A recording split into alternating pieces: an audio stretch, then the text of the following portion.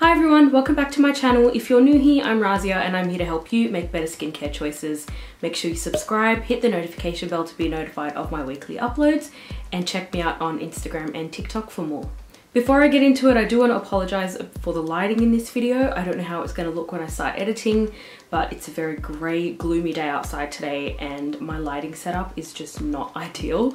So hopefully this video actually ends up okay in terms of the lighting, but just an apology in advance, just in case. A couple weeks ago, I made a video talking all about the best BHA products you can find, and we're going to continue along with that little series today, and we're going to be talking all about AHAs. We're going to go over the difference between AHAs and BHAs and why you might choose one over the other, and I'm going to go through some product recommendations as well. If you haven't watched that BHA video yet, I'll link it up here for you and you can check it out after this one. So, what are AHAs and what are they used for? AHAs are alpha hydroxy acids, and just like BHAs, they are used to exfoliate the skin. The main difference between AHAs and BHAs is that while BHAs are oil soluble, AHAs are only water soluble.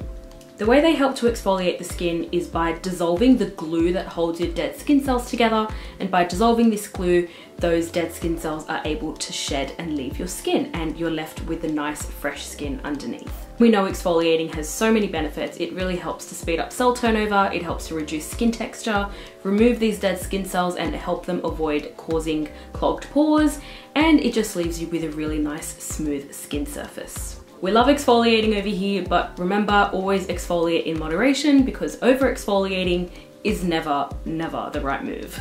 So when it comes to choosing between AHAs and BHAs, it really comes down to your skin needs and even your skin type.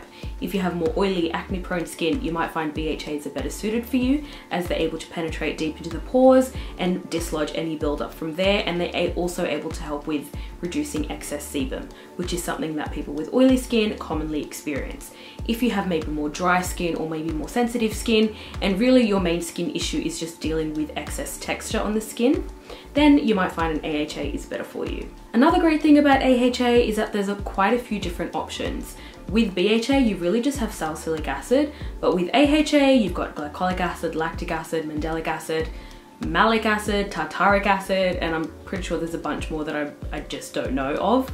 They all have different properties and they're suitable for different skin needs and skin types. So that makes it really helpful with trying to find one that really suits your skin type. I'm going to go over these different forms of AHA and I'm going to go through some product options for each one as well. And of course, we're going to start with glycolic acid. Glycolic acid is the most popular AHA in skincare. It's the most well researched as well, and it has so many benefits for the skin. Glycolic acid has the smallest molecular size of any AHA, which means it's able to penetrate the skin the fastest and work the fastest. This is a good and a bad thing. It's good if you want a fast acting exfoliant. It's bad if you have more sensitive skin and you need something that's a little more gentle on the skin.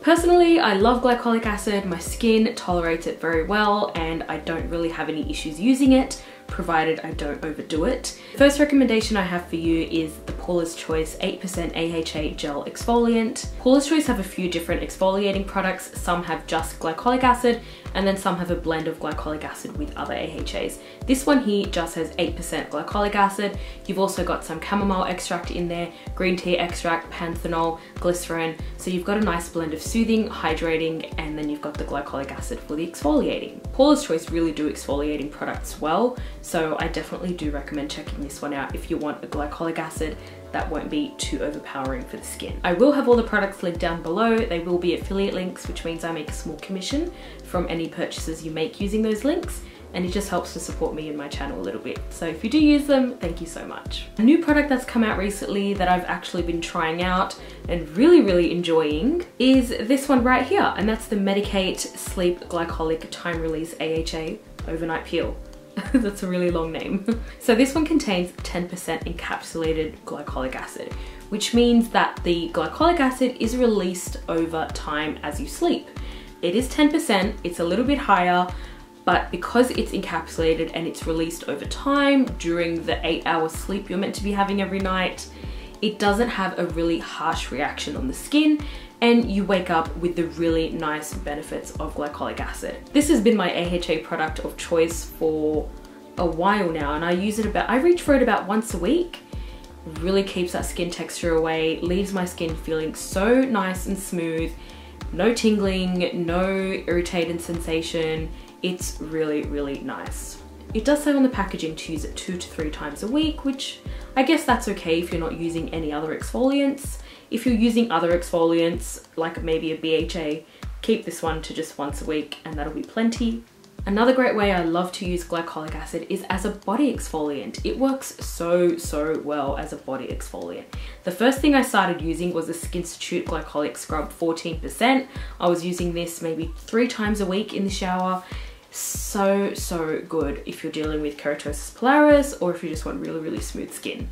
Another great way I love to exfoliate the body is using the Ordinary's glycolic toning solution. I bet you're wondering when I was going to bring that up, and here it is. That is my main way that I use it. I did used to use it on the face for ages, really did enjoy it, but I've noticed a lot of people don't really like this product for the face. So if you are interested in this product, maybe you bought it and you can't use it on your face, use it on your body. It does such a good job of getting rid of those bumps, keeping your skin so nice and smooth. I do have a couple of videos that I did on body skincare. I'll link them up here for you so you can check them out as well if you're interested. Okay, finally moving on from glycolic acid, now we're going to talk about lactic acid. Lactic acid is a really interesting one. So it has a larger molecular size than glycolic acid, which means it doesn't penetrate as deep. It does get the same results as glycolic acid, but it's over a slower period of time, so it's less irritating on the skin. Another great thing about lactic acid is that it's actually quite hydrating. So if you have drier skin, going into the winter, you might be dealing with dry skin, you might want to go for lactic acid instead of glycolic acid or whatever other exfoliant you might be using, since you get the hydrating properties and the exfoliating properties as well. A bit of a problem with these other AHAs is that they're not as popular as glycolic acid, so it's harder to find products that contain these ingredients on their own. There are plenty of AHA exfoliants that combine lactic and glycolic together, but just lactic on its own, there really aren't too many of them available. You do have an option from the ENQUIRIES. I haven't tried this one, but it does have some really great reviews. The one I have tried is from The Ordinary. They have one at 5% and 10%. So if you do want to start with something more gentle, then you might want to go for the 5%, and then you can build your way up to the 10% if needed. Another popular lactic acid product is the Sunday Riley Good Genes lactic acid all-in-one treatment. But I mean, this one retails for $129. I haven't tried this one. People absolutely swear by this one. So if you do want to try it out, can't really give you my thoughts on that one, but it's worth mentioning since there's really not too many lactic acid products out there, and this one seems to be quite popular.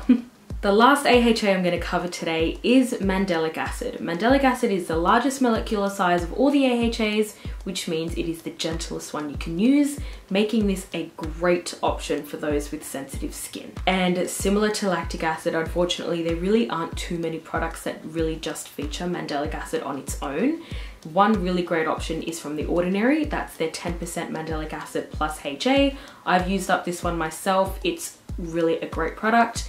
Because it's very gentle, you can use this one a couple times a week. If you're someone that generally doesn't tolerate exfoliants very well, try mandelic acid and see how you go. It's really nice to use and so good for sensitive skin. Another good mandelic acid product is actually from a Korean skincare brand, Wish Trend, and that's their mandelic acid 5% prep water. So if your skin is very sensitive and even a 10% mandelic acid might be too high for you, try the 5% mandelic from Wish Trend.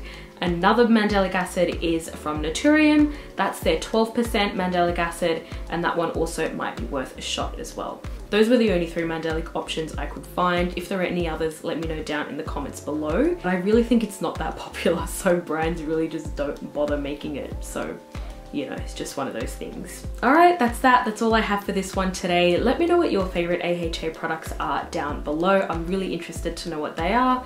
And if you did like this video, make sure you leave me a like down below. And if you haven't subscribed, please make sure you do subscribe and check out some of my other videos on my channel. I do have some good ones on here for you, and I'll see you in the next one.